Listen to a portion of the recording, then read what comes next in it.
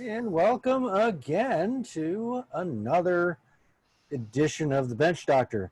Today we're going to talk about the rifle being fine.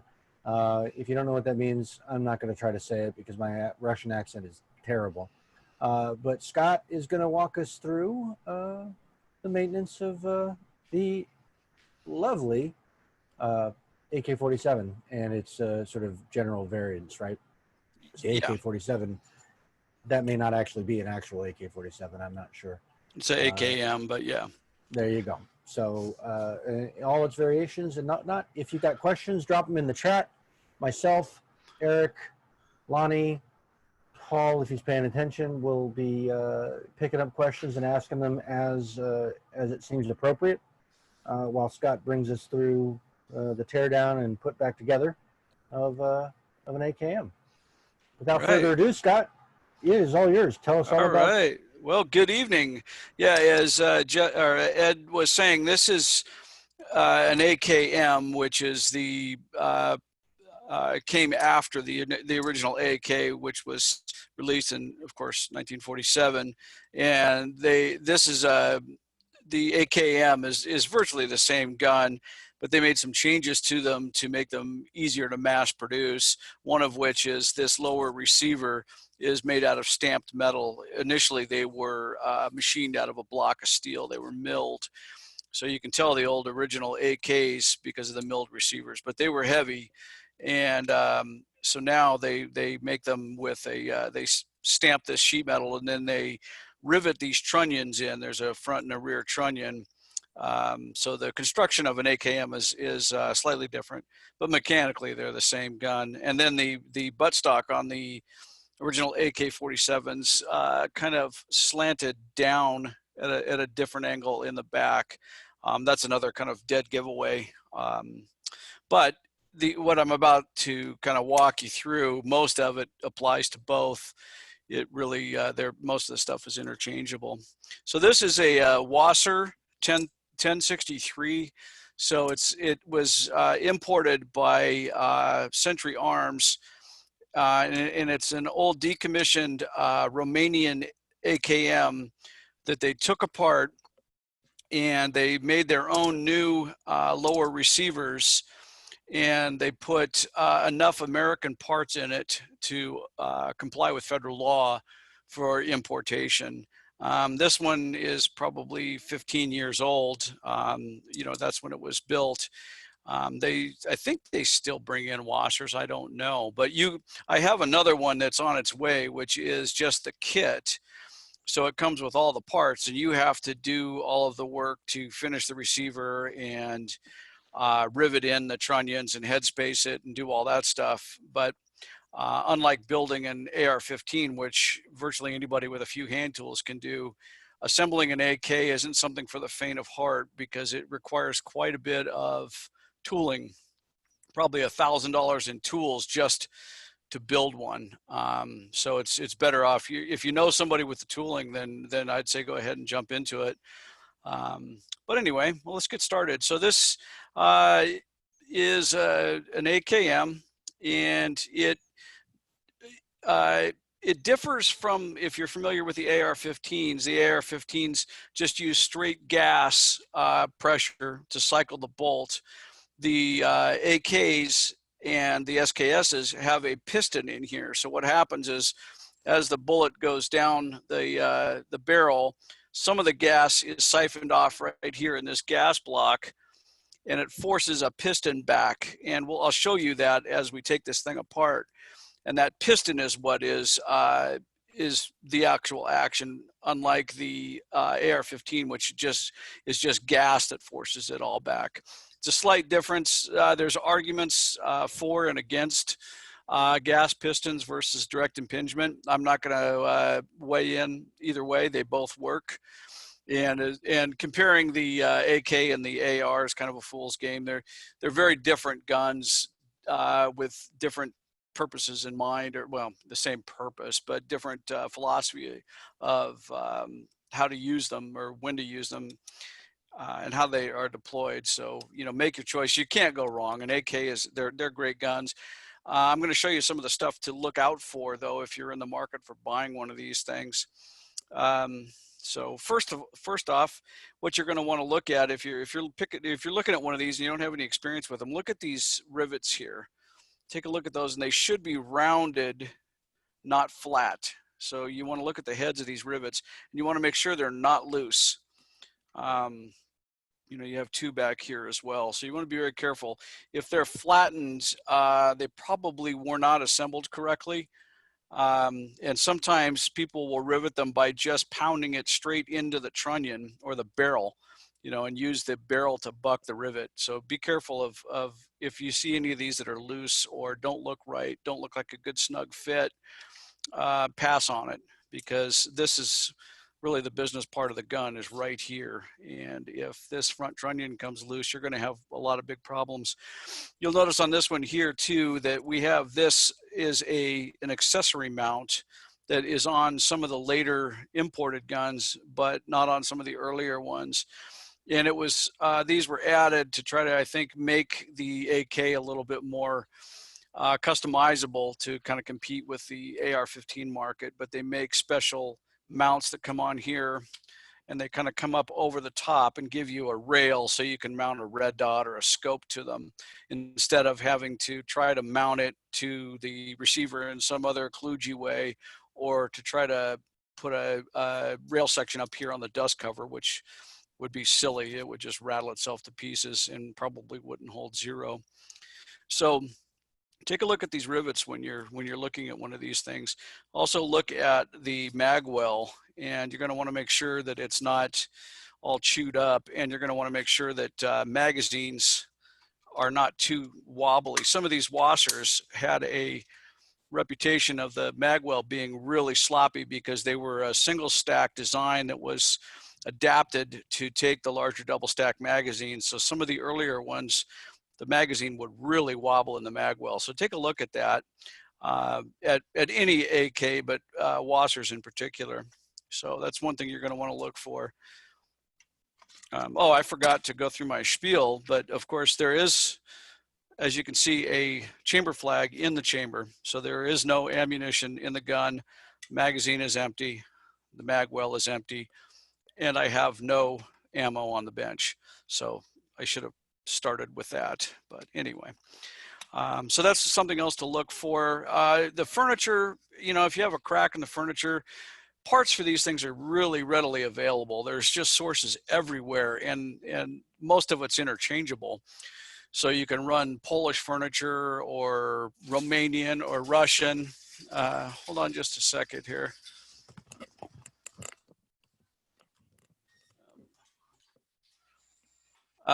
So, you know, if you see a crack in your buttstock or foregrip or something like that, don't worry too much about it. It's pretty easily replaced.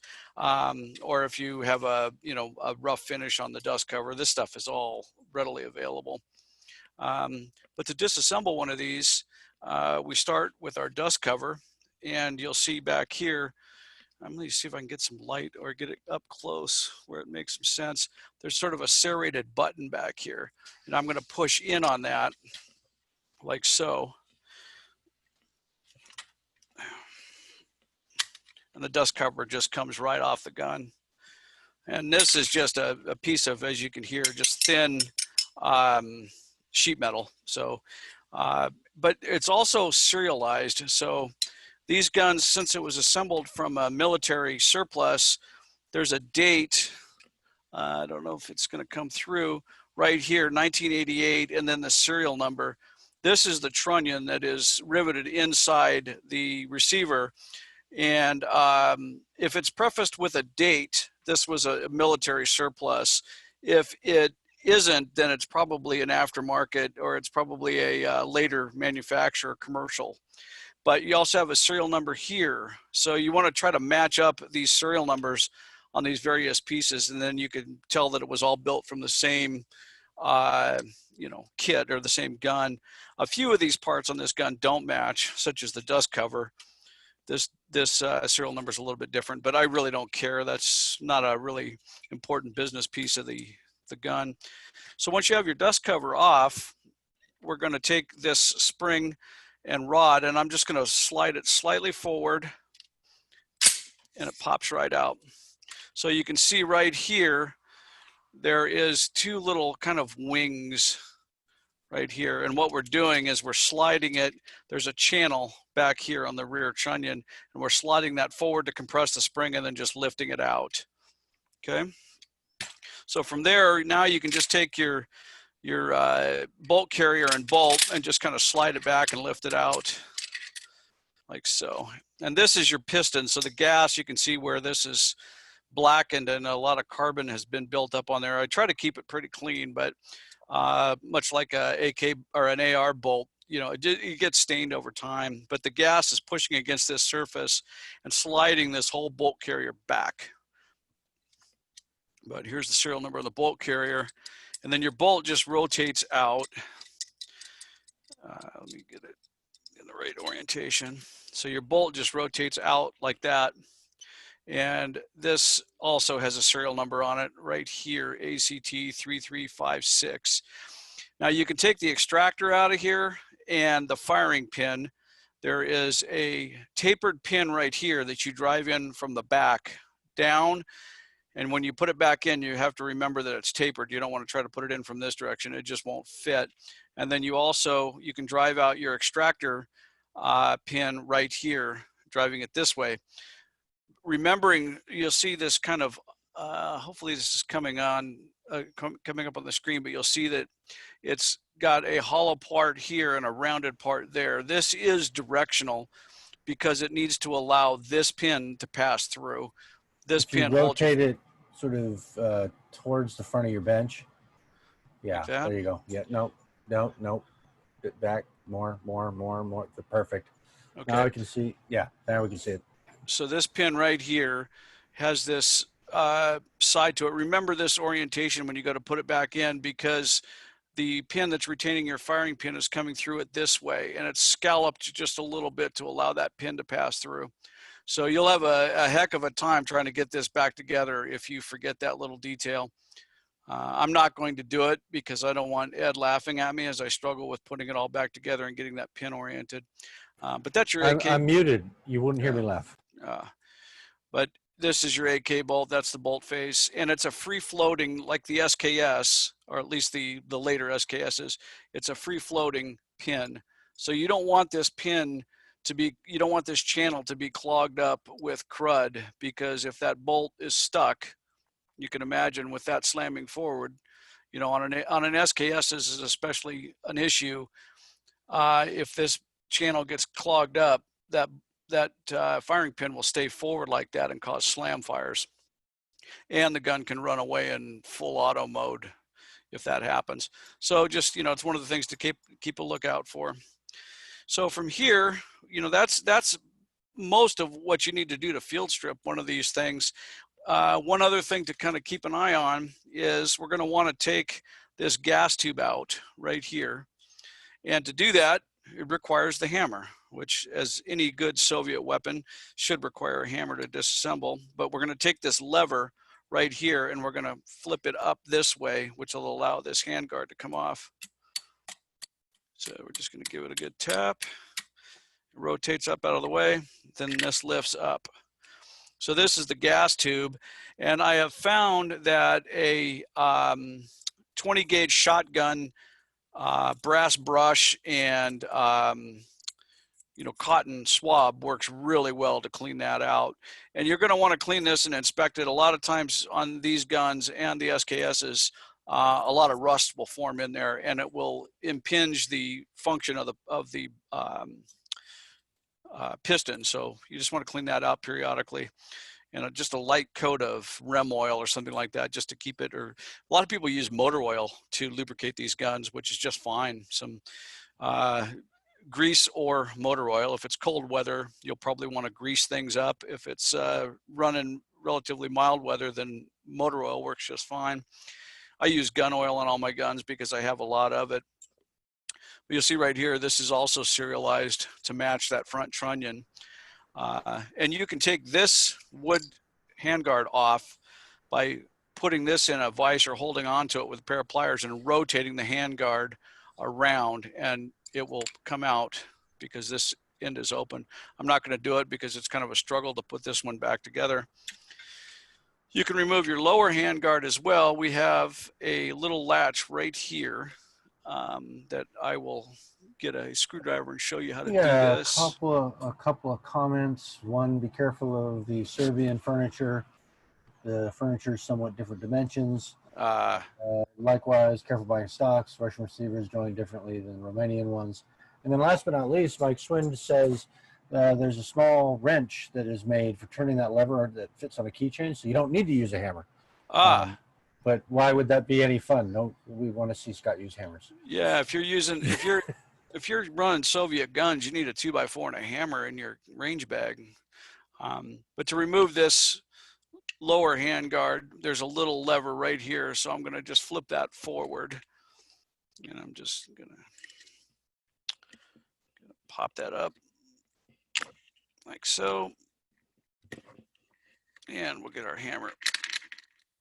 See if I can get this to move forward for you. Yeah, I'm not a super expert on the AKs. You know, I like them, and I've run them for years, but I'm not as much into them as ARs, just because they're a little bit more involved in building them. But they are really good guns and really reliable. So you just kind of tap that front handguard thing out of your way. And then I have to take my cleaning rod off to get this piece. Go ahead and take the cleaning rod. So now this comes off, and you can see the loveliness of old Cosmoline and linseed oil, and I hesitate to even ask what the rest of that stuff is. But this gives you an idea of the whole assembly of this is your barrel, your gas block, your sight block.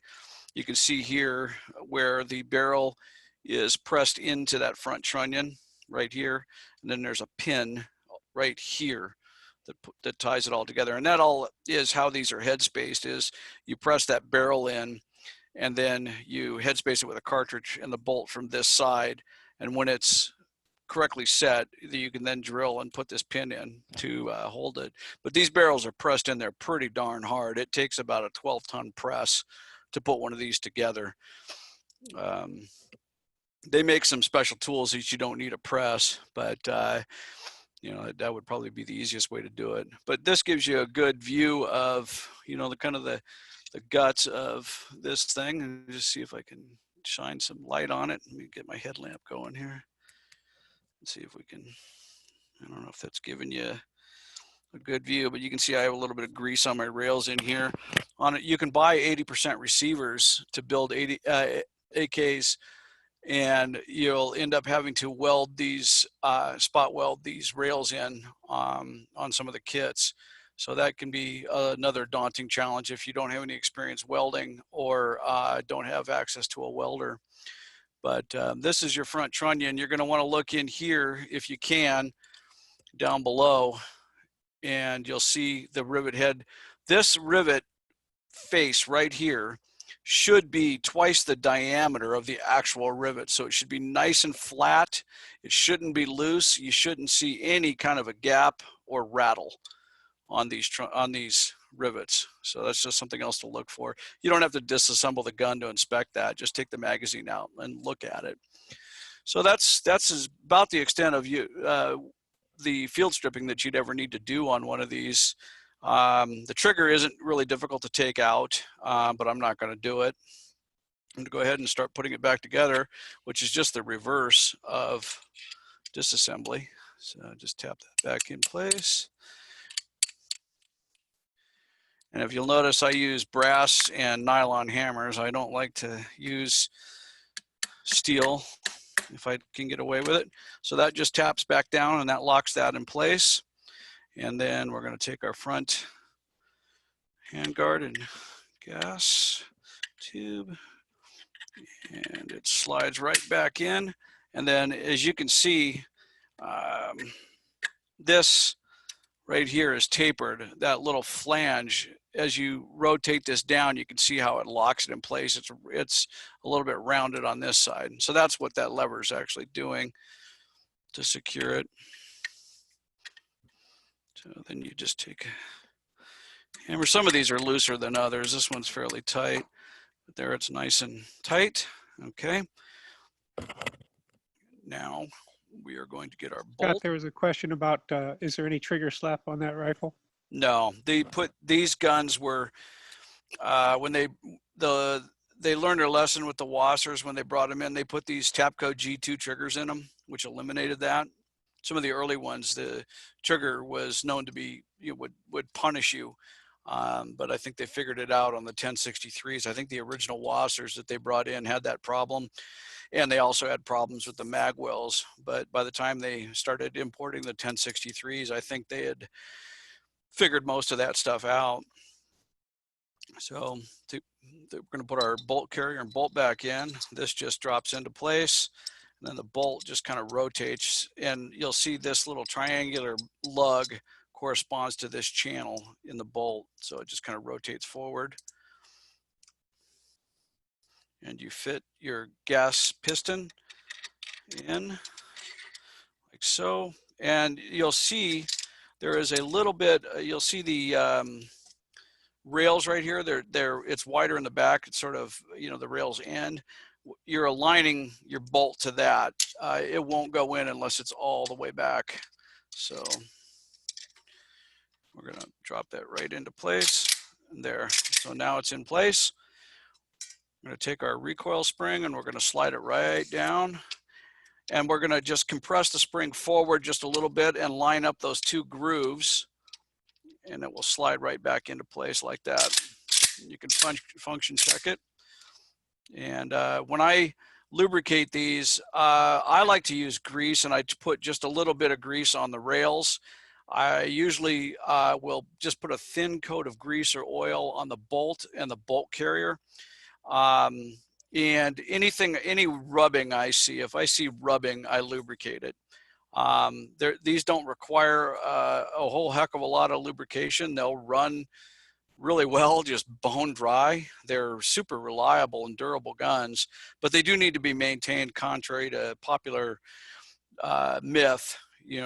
They are open, when your safety is down and ready to fire, you do have an opening here, so debris and dirt can get into the gun. So there's these old myths that you could throw a AK in the sand and leave it for 6 years and then pick it up and load it and run it. Yeah, you probably could, but it won't run forever without maintenance. So your dust cover then just slides back on, and this is kind of fun. You just give it a slap sometimes, and it will just, this spring-loaded button will just pop back out. So that's pretty much it for field stripping and reassembling one of these things. Pretty straightforward. What's interesting is these are often, people often see the SKS and confuse them, people that don't know. You can see there are some similarities. This is an SKS. But you can tell right away by looking at the charging handle and the bolt carrier. And of course, it's got this open dust cover, which the AK does not. The gas block is quite a bit lower. So those are some of the main differences, not to mention that the stock is all wood. There is no receiver, front handguard and rear stock that make up an SKS. And these were originally made to take a 10-round magazine. People have bought these and modified them to take what's called a duckbill magazine that looks like an AK magazine, but it's got a wider kind of duckbill that extends out for latching onto the pin in here, and then it rocks back into place. But these are, you'll see a lot of people back in the early 90s bought these, and they were sort of the poor man's AK. And, they bought these and pulled the 10-round magazines out and threw in the 30-round, they called them banana mags, but the 30-round magazines in them, and they lost or got rid of the 10-rounders. So if you find these 10-rounders, they're worth quite a bit of money now. There's not a lot of them left, and people are now starting to restore these and putting them back to their original configurations. But they're similar. This does use a piston, same sort of system as the AK. But someday I'll take this one apart and kind of show you just how different they are on the inside. Both really good rifles, but just so you don't ever confuse the two. I'll go ahead and set this aside. We got one question about what kind of seals does the gas piston use on the AK? I don't think it's sealed at all. Yeah, that sounds about right. Yeah, I mean there's not like rubber O-rings or Yeah, no. there's nothing like that. I mean, as you can see, it's taking just, it apart. It's just it's machined to a tolerance, and then whatever leftover gas throws that piston back. Yeah, as you can see, this is sort of a machined face. Yeah. And it's good enough.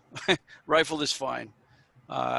But yeah, there is no real seal like we're used to with, like, say, gas rings on an AR. It's not that sophisticated, because this rifle was designed in 1947, not not the. Let me get this back in there. And of course, I had to take it apart one last time. One last time, and now you can't get it back together. Yeah, the bolt rotated out of the alignment.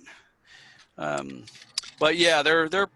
I don't want to say crude, because I'll get beaten up for that. They're not crude. They're just built simple. To be rugged. Yeah, simple and rugged and easy to, well, not easy, but the ability to mass produce them. And elegant. They're elegantly simple. It's a very Soviet design. If you look at a German or American engineering, tends to be a lot more sophisticated and also a lot more temperamental. An AR isn't really that temperamental, but a German gun, someday utilitarian is what they're saying in the chat. Utilitarian. Yeah. Someday I'll take apart. I have an HK43, which is essentially an HK93, same gun, and I'll take apart a roller delayed blowback gun, and you can see just how over-engineered the Germans did it compared to something like this. And they're contemporaries. They're from relatively the same time period, and they're vastly different. The rifle that destroys and throws brass 25 feet or more. It throws brass like Joe Montana. It's pretty. There's a question about is the piston system the same as the German ST G40? There's all kinds of speculation that Kalashnikov ripped off the Germans in the design. I don't know. I'm not. You haven't seen one. Yeah. Well, I'm going to Las Vegas later in the month to shoot some full auto guns, but I'll let you know then. But there is a lot of talk that Kalashnikov ripped off the Germans. I don't know. I mean, I'm sure it influenced him. I mean, and why not borrow from him if it worked? Or steal. Yeah, whatever. I mean, I don't think so. You got 30 minutes. Do you want to do the SKS real quick? Sure. Yeah, we can take apart the SKS, get 2 for 1. Anybody object? Anybody care? No, go for it. We want to see more about the AK, or we want to see the SKS? Because there was a whole bunch of somebody take apart the SKS. Yeah. Everybody says go for it. Do it. Do it. Shut up and take apart the gun, Scott. That's a really pretty one too. That's almost as nice as mine. Yeah, this. Quit bragging, will you? I'll warn you that this rear takedown pin on this gun is a little bit temperamental. So I'm going to struggle with it a bit. Sometimes I have to take a punch and pop it out a little bit. I need to replace that thing, and it's kind of a bear to do because you have to. You'll see when we get into it. Got a tapered pin? No, it's got a. I don't know how to describe it. I'll just have to show it to you. So now I'm keeping my thumb over this because there is a recoil spring like the AK, and it's pushing back on this dust cover. And I'm going to ease it out of there. You mean it just snaps right off and it goes across the room? And this is a good 3/8 to a 1/4 inch thick. So this slapping your thumb under pressure is delightful. It'll put a hole in your wall too. Oh yeah, it feels good. So this is the recoil spring and guide rod. It's similar to the AK, as you can see. And this is the pin I'm talking about. It has a little leg on it right here. I don't know if I can show this. It's got a little leg on it. So you have to, when it's installed, it kind of locks the dust cover in place, and you have to rotate it out of your way and then slide it. And this one's been mangled, so I'm going to have to replace it. But to replace it, you have to put this pin in here and buck it on one side and flatten it, but you have to do it with the pin in the gun because there's no way to put this pin back in once you've installed it. So it's just something I've put off doing. Yeah, as you Gene can calls imagine. it a tiny little pin in a pin. Yeah. So once you get the spring and the dust cover off, you don't have any more tension. This is your bolt carrier and your bolt. You can see they're completely different than the AK. And then this is your firing pin, and it needs to be free floated. As you can see right here, that it needs to, if you're going to buy one of these, just inspect this, especially if it's a very early Russian rifle. That pin needs to be free floated. So when I originally got this, it was just packed in cosmoline, and I had to take this thing apart, which is fun before the internet days when there were no videos to show you how to do it. And you want to get all the cosmoline and crud out of that firing pin channel to make sure that this thing, it should be very loose in there. So that's your bolt carrier. And this is one of the early ones you can tell because it's a machined carrier. I'm not sure. I think the Chinese may have cast them. I'm not sure. What's that? They did, at least the one that I had. Yeah. I think some of the later ones were made out of cast metal instead of machined. But you can always tell because you can see pretty clearly the machining marks in the bolt. And there's all kinds of neat little inspection marks and, proof marks and things. This is the serial number, and you can match this throughout the gun. The magazine should have it. The trigger group will have it. And I'm trying to think of all the other places. The back of the dust cover. So these are all and the stocks are all serialized together if it's an original gun. A lot of these were re-arsenaled, and they were put back together with mismatched parts, and then they were force matched with an electro pencil. So you'll see sometimes a serial number that's been X'd out, and then they'll have re-engraved it with a electro pencil. So that's one was re-arsenaled. So once the top end is off the gun, now you can get in and clean the bore if you'd like. And just like the AK, this rotates up like so, and your your front cover comes off. Let me get this lined up. And this one's a little sticky. I'll make sure you put this on the video for the national. Yeah. So here's Scott struggling. He hasn't screwed it up. He hasn't screwed it up yet.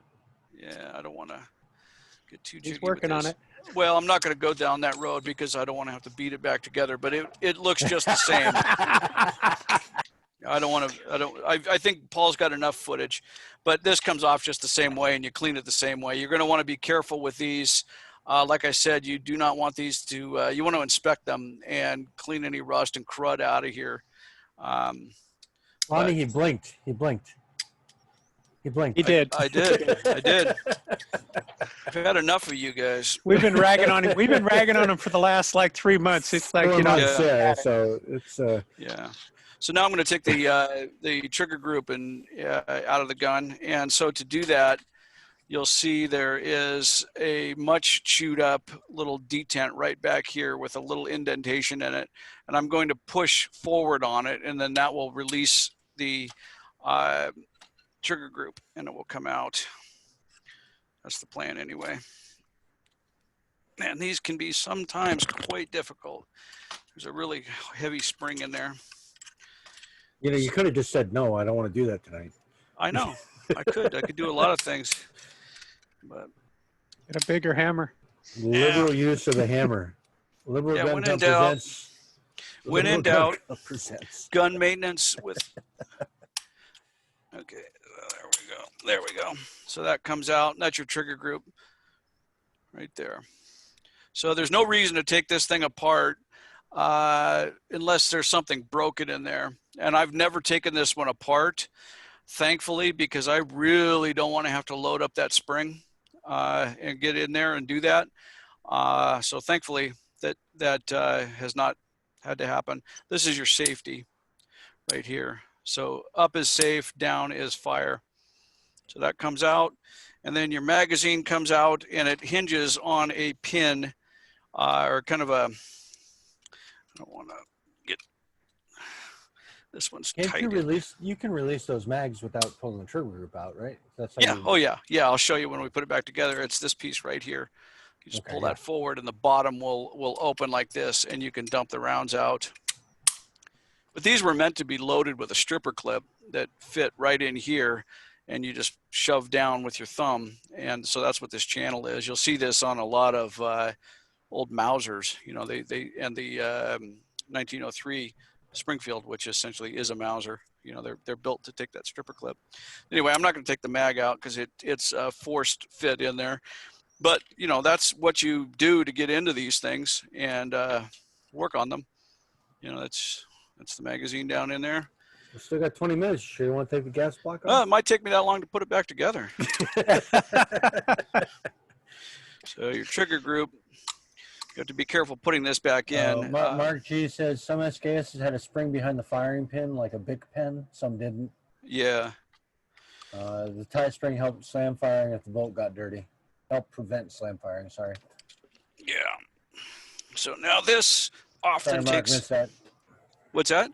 I was apologizing to Mark Uh, for missing his question. I see. Yeah, I could be wrong, but I think that may have been part of the original design in some of the very early SKSs, and they Yeah. simplified the manufacturing process and removed that, decided that it didn't need to be there. So then you can slam fire the damn things. Well, I mean, I'm sure you could weld that pin, tack weld it, and go to town.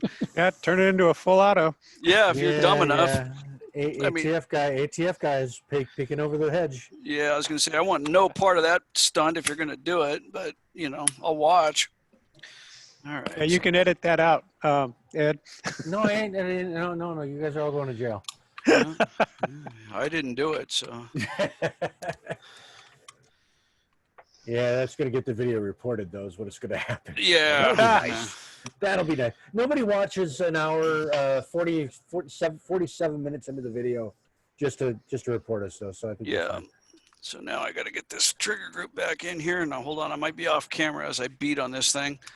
Let me grab a bigger hammer here. This gun is tight to put back together.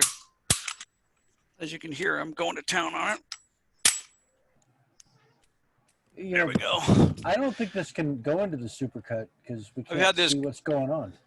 Well, what I was doing I was smacking down on the back of the trigger guard because this is really, really tight right here. And there's, you know, some of them you can just push down and it'll clip into place. I've had this gun since probably 1990 and I've never been able to push hard enough on that. I have a rubber mallet. I just smack it. But anyway. Like I said, bigger hammer. Yep. That's actually how you're supposed to work on Russian guns. It is. They're issued with a cleaning kit and a hammer. And the Mosin, I believe, was issued with a 2x4 for knocking the bolt back. So let's go ahead and put this monster back together. So you can see how the bolt kind of mates up. I mean, it's, you know, you've got these two That's shapes. the same design as the 37 I took apart. Ah, Has that same notch. yeah. So that's how you align these things, and then it just drops back in there. And You know, the first time I took mine apart, that only took me about 10 minutes to figure out how to put it back together. So, yeah. So your magazine has to be out of your way. yeah. Okay. And then Ooh, Gene says you can drop them through the bottom too. Ah, okay. So now what I need to do is I'm going to push this into place, and you can see where this kind of wedge shape goes up under here. And then that, all the while, it will be compressing the spring a little bit, and I'll be pushing that pin through, and you can see where it's kind of got a keyhole design. That's where that lower leg of that pin goes through, and then it rotates so that the pin can't come back out. Just to give you some idea of what that's all about. Let me get this out of my way. Once again, it's kind of a brutally simple design, and I like it, but let me get this pin where I need it. Typical Soviet gun, though, meant to be run by peasants and maintained. This one is just a tight beast. So, well, we don't have to schedule an SKS because that's pretty much it. And then the magazine, Ed was talking about the ability to dump the magazine. So normally you would load these from the top. You know, you would just push the stripper clip down in there and throw the clip away and the magazine's loaded. But if you wanted to unload one of these,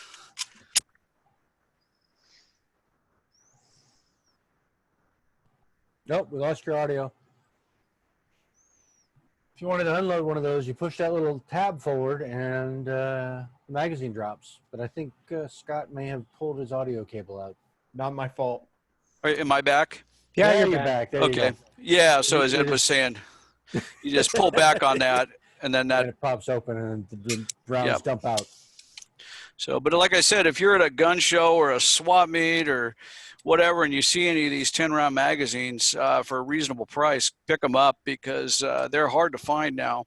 And I had a couple of them. I grab them whenever I see them in a junk pile, and I sell them for a reasonable price. I'm not going to gouge anybody on one, but I think I pay like 10, 15 bucks for them, and you can easily sell them for 50, especially for places like California and other places with magazine restrictions.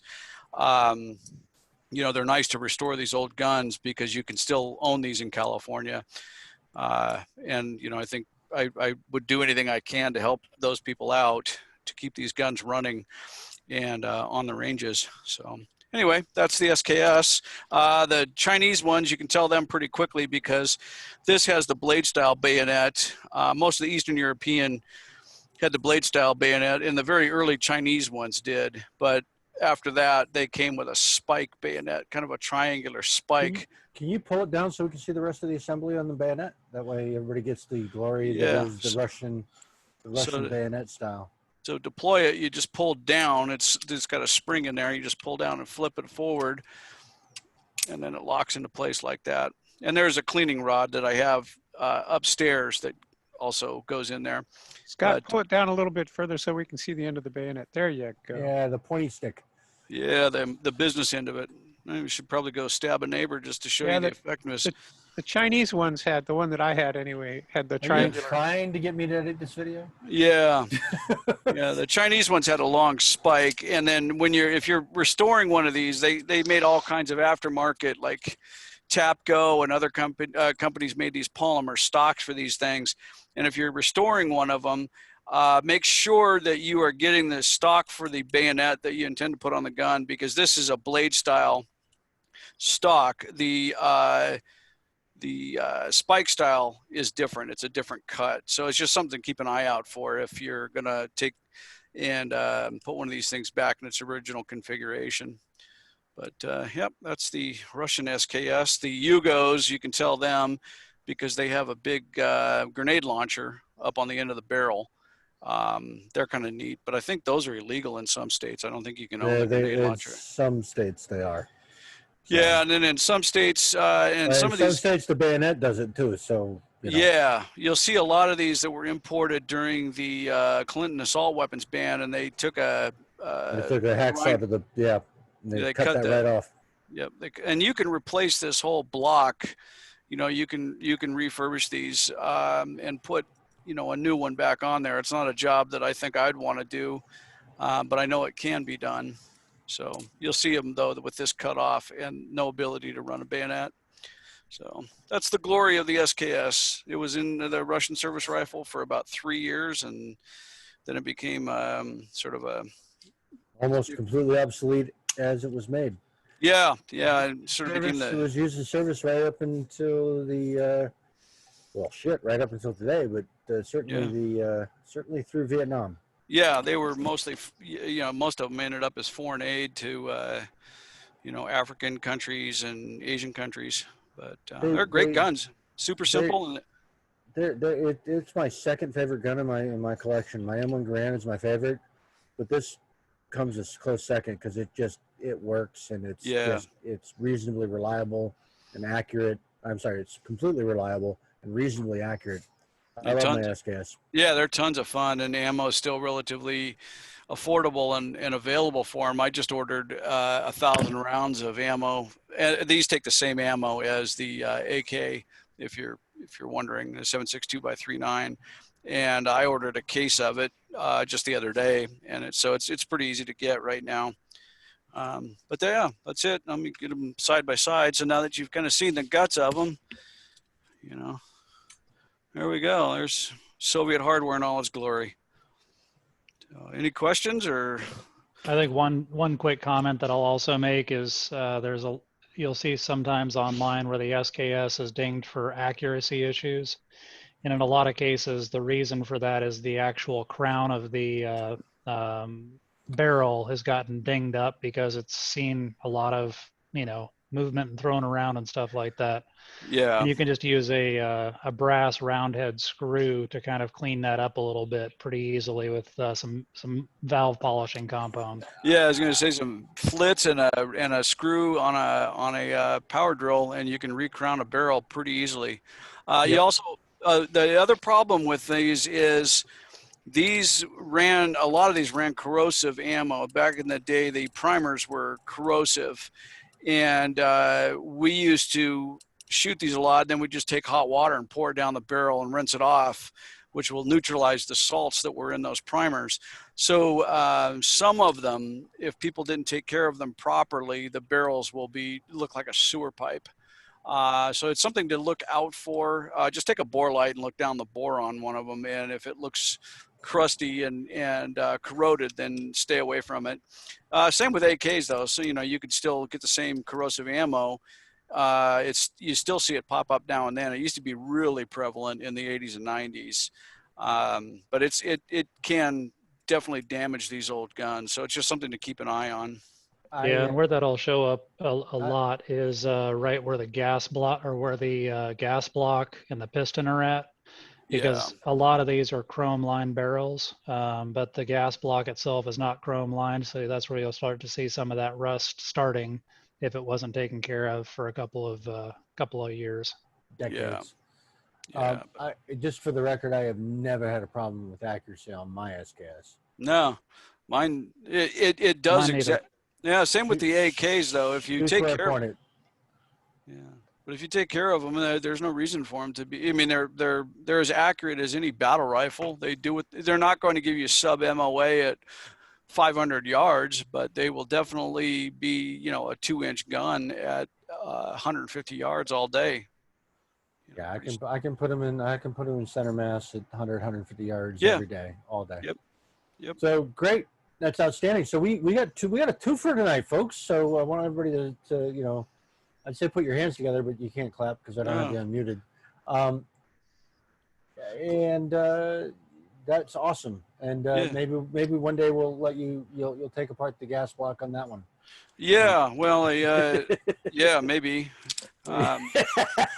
Maybe not. Maybe not. I haven't done it in 10 years, and I'm not going to do it in the next 10. I've fallen into Ed's trap too many times. Why don't you just take that off? Just, dude, show us. It will be fine. I don't believe you that's removable. So awesome. Unless there are other questions, folks, drop them in the chat. You got like 3 minutes. We're going to take next week off, and the week after is going to be the national meeting. We're going to do it on the weekend. The weekend of August, what is that? 14th and 15th? 13th and 15th and 16th, I think it is. 15th and 16th. Thank you. Calendars are hard. But we're going to do a bunch of this kind of stuff during the meeting, and some keynotes and some other things. So if you haven't already signed up, you better get your butt online and sign up so we can get accurate counts, so we can make sure that we got all the infrastructure ready for it. But again, I want to thank Scott for showing us all about the Russian guns.